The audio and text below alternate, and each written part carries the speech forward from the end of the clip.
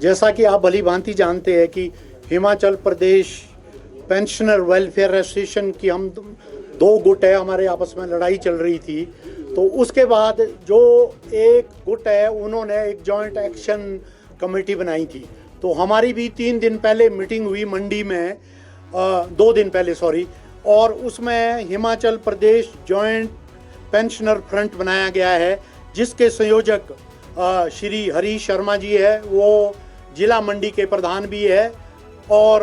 वो संयोजक बनाए गए हैं। और मुझे आत्माराम शर्मा जिसको चेयरमैन बनाया गया हूँ। मैं इससे पहले जैसा कि आप जानते हैं पेंशनर वेलफेयर एसोसिएशन का राज्य अध्यक्ष भी हूँ, पर हमारा अभी कुछ केस चला हुआ है, उसमें ये बोला गया कि अभी फ़िलहाल आप वो नाम यूज़ नहीं करेंगे, इसीलिए तो हमने Himachal Pradesh joint pensioner front बनाया है और जनरल सेक्रेटरी इसके हुकम सिंह ठाकुर बनाए गए हैं और इसके को कन्वीनर जगमोहन ठाकुर जो all India audit and account service जो ये शिमला बेस्ड है, इसके general secretary all India level के भी है और यहाँ स्थानीय एजी ऑफिस के भी है, इसके को कन्वीनर बनाएंगे हैं। लेखराम कौंडल जो बिलासपुर से है वो एडिशनल जनरल सेक्रेटरी बनाएंगे हैं और कुलदीप गुलेरिया जो मंडी से है इनको जो है मीडिया कोऑर्डिनेटर बनाया गया है। स्पोक्स पर्सन हमारे कल्याण भंडारी है, वो कांगड़ा से है, तथा रविदत्त भारद्वाजी सिरमौर से है, वो इस Himachal Pradesh pensioner joint front के जो है इसके स्पोक्स पर्सन बनाएंगे। इसका मकसद ये है कि हिमाचल प्रदेश की जो सरकार है हमारे अगर मैं सिर्फ डीए की बात करूं तो 13% डीए पहले पेंडिंग था हमारा, 3% यूनियन गवर्नमेंट ने घोषणा कर दी है कल परसों, और इस महीने जो है सेंट्रल गवर्नमेंट को जो एम्प्लॉयज़ है उनको मिल रहा है। 16% तो हमारा डीए ही हिमाचल प्रदेश के पेंशनर्स का और एम्प्लॉयज़ का पेंडिंग है। इसके अलावा हमारे जो पेंशनर 2016 और 22 के बीच के थे उनके जो बहुत सारा जो ड्यूज़ है, ग्रेजुटी, लीव एनकैशमेंट, वो पेंडिंग है और मेडिकल बिल बहुत सारे जो है हमारे करोड़ों में पेंडिंग पड़े हुए। तो हमने ये सोचा है कि आने वाले दिनों में हमारी कल या परसों मीटिंग हो रही है, उसके बाद पूरे हिमाचल प्रदेश के जो पेंशनर है इस बैनर तले Himachal Pradesh pensioner joint front के हम सड़कों पे उतरेंगे और इस गवर्नमेंट के जो हमारी जो प्रेजेंट गवर्नमेंट है इस गवर्नमेंट के अगेंस्ट जो है हम सड़कों पर उतरेंगे और जो हमारी मांगे है पेंशनर्स की उनको मनवाने के लिए सरकार के ऊपर हम जो है प्रेशर डालेंगे। उसमें हमारी जो कल मीटिंग होने जा रही है उसमें हमने ये डिसाइड करना है कि हमारा जो ये धरना प्रदर्शन है, टेंटेटिव सी जो डेट है मैं आपको बता देता हूँ, हो सकता है कि ये 14 तारीख हो इस महीने में, पर फाइनल जो डिसीज़न है कि हमने उसके बाद करनी है कि पहले करनी है, ये जो हमारा स्टेट लेवल की मीटिंग होने जा रही है परसों या कल जो भी है उसमें ये डिसाइड होगा। पर ये पक्का है कि हम Himachal Pradesh joint pensioner front सड़कों में उतरेगा, या हमने ये जिला लेवल पे पहले धरना प्रदर्शन करना है कि डायरेक्ट ही या स्टेट लेवल में करना है, इसका जो हमारा जो डिसीज़न है जो हमारे फ्रंट की जो ये मीटिंग हो रही है उसमें होने जा रहा है। सबसे बड़ी बात ये है कि आज तक जो भी है पेंशनर है हमारे, ना जाने कितने पेंशन हमारे जो है बुज़ुर्ग आदमी वो स्वर्ग भी सुधार गए हैं, वो इसी इंतज़ार में थे कि उनका जो ड्यूज़ है वो मिले, खास करके जो 16 और 22 के बीच के था। पर जो प्रेजेंट गवर्नमेंट है इस गवर्नमेंट ने अभी तक जो हमारा ये जो मांगे है हमारी, खास करके ये 16 और 22 के बीच के जो पेंशनर है उनके बारे में हम मेमोरेंडम देते रहे, टाइम पे इनको बोलते रहे, पर इसके बारे में कोई बात नहीं हो रही। और सबसे बड़ी बात तो है माननीय मुख्यमंत्री ने विधानसभा में भी घोषणा की थी कि 3% डीए जो है मैं पेंशनरों को और एम्प्लॉयज़ को दूंगा, वो भी आज कितना टाइम हो गया अभी तक उसकी भी घोषणा हुई। त्योहारों का वक्त है, दशहरा निकल गया है, दिवाली आने वाली है, हमेशा ही चाहे वो एम्प्लॉयज़ है चाहे वो पेंशनर है, सब सोचते हैं कि हमारे को पेंशनर्स को और एम्प्लॉयज़ को जो इन त्योहारों के मौसम में जो हमारा कुछ ड्यू है वो मिले, डीए की किस्त मिले या उसके बाद जो हमारा ड्यू है वो मिले, पर हमारे अभी तक जो पेंशनर के हाथ खाली है। इसी वजह से आज मैं ये बोलना चाहता था कि ये जो हमारा फ्रंट बना है इसमें आने वाले दिनों में हमारे ट्रांसपोर्ट के लोग भी आएंगे और सेंट्रल गवर्नमेंट, क्योंकि हमारा जो पेंशनर एसोसिएशन है इसके मेंबर हमारे सेंट्रल गवर्नमेंट भी होते हैं, स्टेट गवर्नमेंट के एम्प्लॉय भी,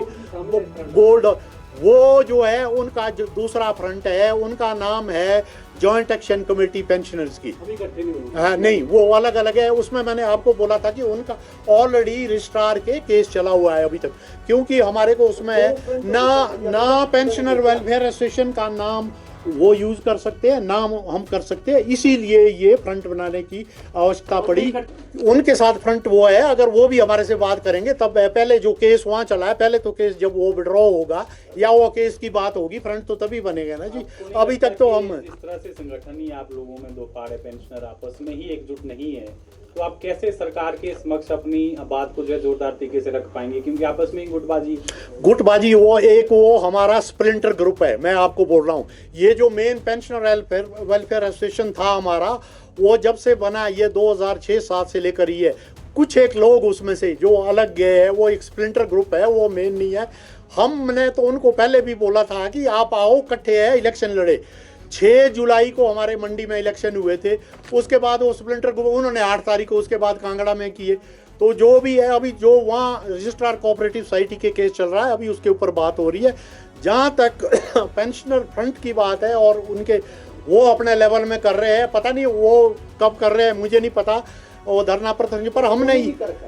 उन्होंने भी, जैसे आपने तो समानांतर हो गया, उन्होंने भी संघर्ष का ऐलान कर, बिल्कुल आपने भी कर, बिल्कुल आपने भी एसोसिएशन बनाई, उन्होंने भी एसोसिएशन बनाई, बिल्कुल बिल्कुल फ्रंट बनाया, उन्होंने भी बनाया, आपने बनाया, बिल्कुल। तो लड़ाई जो इनका भी सवाल है, लड़ाई आप तो आपस में लड़ रहे हैं, तो जो आपके मुद्दे हैं वो तो हाशिए पे चले गए। आपस में नहीं लड़ रहे, मुद्दे हाशिए पे नहीं जा रहे। मुद्दा सबका एक ही मुद्दा है, सारे पेंशनर का, कि पेंशनर को पेंशन हर महीने पहली तारीख को मिले, चाहे वो बोर्ड कॉर्पोरेशन के, चाहे दूसरे पेंशनर। और सबसे बड़ा मुद्दा है कि खास करके वो पेंशनर 2016 और 22 के बीच के, जिनका बहुत बड़ा अमाउंट है, उनको वो मिले। पर वो आपस में हर जगह, कोई भी एसोसिएशन है, आप एम्प्लॉइज का एसोसिएशन लो, उसमें भी 3-4 गुटों में बंटे हुए, आप भली भांति जानते हैं। अब जो पेंशनर्स भी है, पर्टिकुलरली वो जो जिस तरह वो बंट रहे हैं, वो एक किसी विचारधारा के ऊपर बंट रहे हैं और बंट रहे हैं, उसमें हमने नहीं लेना, क्योंकि हमने तो बोला था कि हमारा जो एसोसिएशन है ये नॉन पॉलिटिकल है। हमारे जो है सब विचारधारा के पेंशनर हमारे बीच है, ये जो भी है। अगर वो कोई अलग से इस तरह बंटेंगे तो नहीं, ठीक नहीं होगा।